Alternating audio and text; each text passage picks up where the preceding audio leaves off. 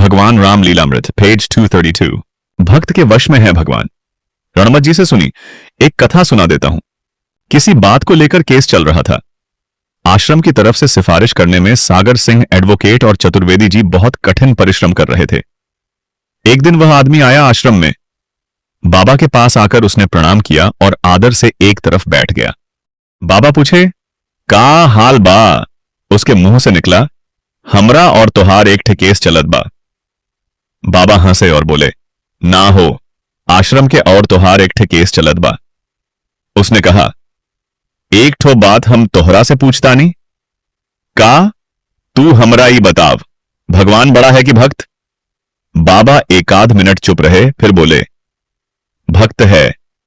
काहे कि भगत के बस में है भगवान? तो उसने कहा, ठीक है, अब तू कहला ई केसवा हमही के जीते नहीं के जीते के चाही।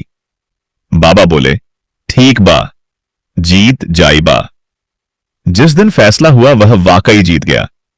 सागर सिंह और चतुर्वेदी जी बहुत उदास लौटे कि यह कैसे हो गया, आश्रम कैसे हार गया। उस शाम को वह आदमी खांचिया भर मिठाई लेके आश्रम के गेट पर पहुंचा। लोगों ने कहा, भगाओ इसको, लेकिन बाबा बोले, आओ दादा, आओ दादा।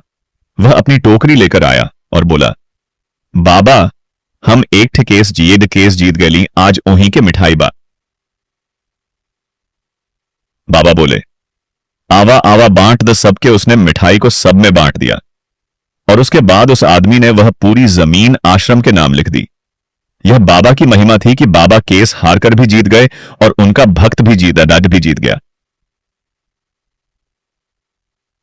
इस कहानी में मैं आपको अघोरेश्वर महाप्रभु के किए गए एक ऐसे कार्य का परिचय कराना चाहता हूं जो केवल एक चमत्कार नहीं बल्कि एक गहन संदेश है, उस दिव्य शक्ति का प्रतीक जो एक सच्चे औघड़ के भीतर निहित होती है।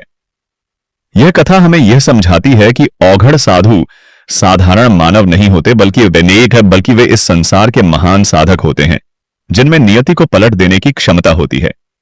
अघोरेश्वर भगवान राम जी की और भी रोचक कथाएं सुनने के लिए हमारे चैनल को सब्सक्राइब करें और इसे अधिक से अधिक लोगों तक पहुंचाने के लिए शेयर करें।